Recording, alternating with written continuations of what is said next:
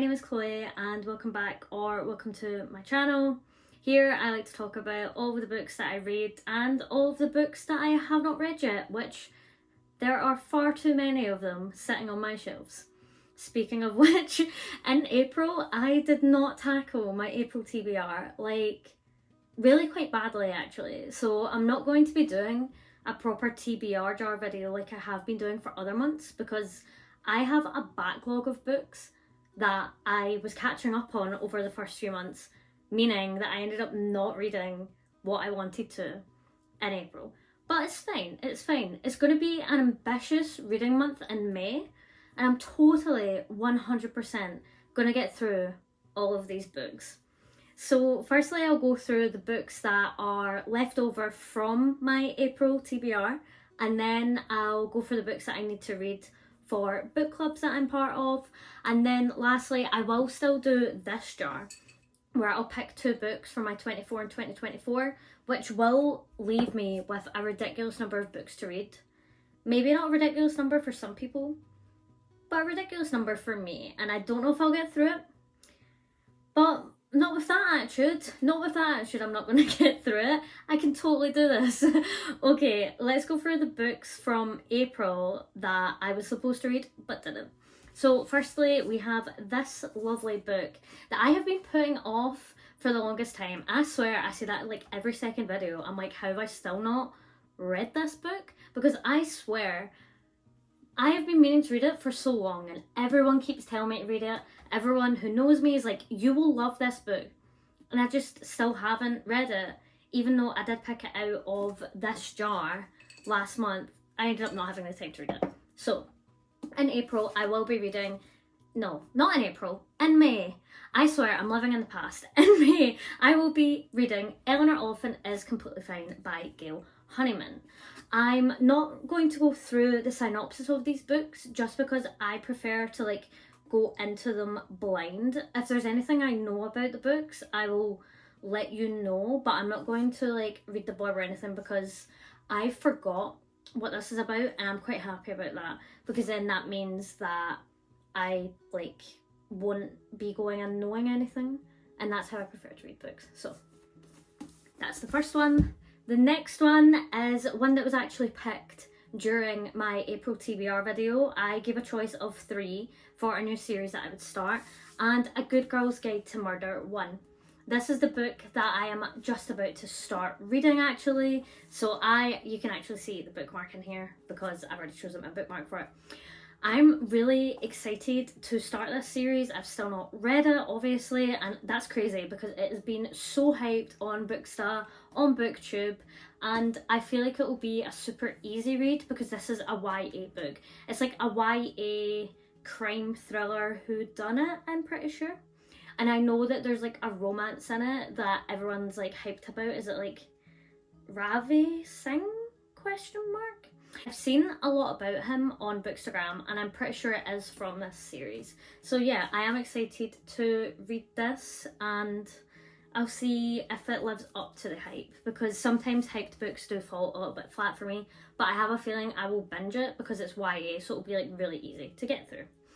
The next one is Alone with You in the Ether by Olivia Blake. I am so excited to read this but also slightly put off reading this. My sister read it and said that it wasn't that great, but I have seen a couple of booktubers talking about this book who have a similar reading taste to me, who really liked it. Plus, it's so cute and pretty.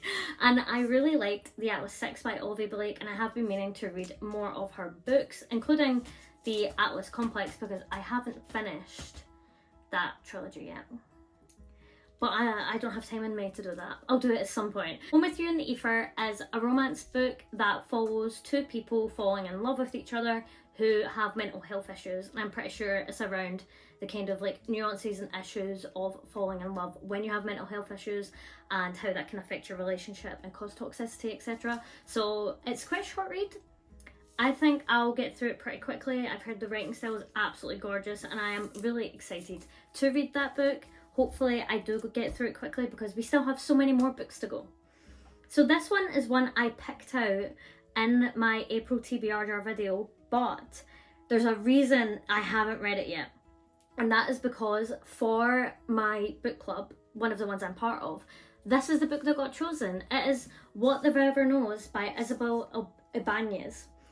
And that got picked for my book club, and the session is at the end of May. And I was like, there's no point in me reading this in April and then forgetting about it by the time we talk about it in May. So I actually held off on reading this to read it in May, and I am so excited to read it. It's so pretty. It is a historical fiction fantasy book set in Egypt, question mark, is what I think I remember reading the blurb when I got this in my my Fairy Loot box. Yeah, just checking there. I got that in my Fairy Loot box. And I remember being really excited by the premise when I read it. And thankfully, my brain is like a sieve. So this is completely, the plot is like gone. It's vacant. So I'm not going to refresh my memory here, just in case I somehow manage to maintain the information. Not likely, but it could happen. It could happen. Yeah, I'm so excited to read that book. Those are 4 books I talked about in my April TBR jar video that I haven't read that I'll be reading in May. We also have a book that I took out from the library and ended up actually having to extend it because I didn't read it. And that is Spring by Ali Smith. Since we are in spring, I felt like it made sense to read this book. She has one for like spring, summer, autumn and winter, and I thought it would be cute in 2024 to read it in the season. So I'll read this now, and then summer when it's like summery, autumn, and I'll probably read winter in December time, maybe January next year. I'll see how I feel. But yeah, I got this from the library and I've been meaning to read it, but the mood hasn't struck and I've just not picked it up. I hope I'll get round to reading it in May, because by June it will be way too late to read this book because we will be solidly in summer. So this is like my last chance to read this. So I need to pick it up. I need to pick it up pronto. Okay, the last physical book that I have already pre-chosen out that isn't going to be from here that I'll be reading is Ruthless Vows by Rebecca Ross. I read Divine Rivals with a book club that I'm part of, the same one for What the River Knows actually, and we read Divine Rivals in January. And then a few of us decided we wanted to do a buddy read of Ruthless Vows so that we can read it and talk about it afterwards. And the discussion for that will also be at the end of this month. So I need to read this book.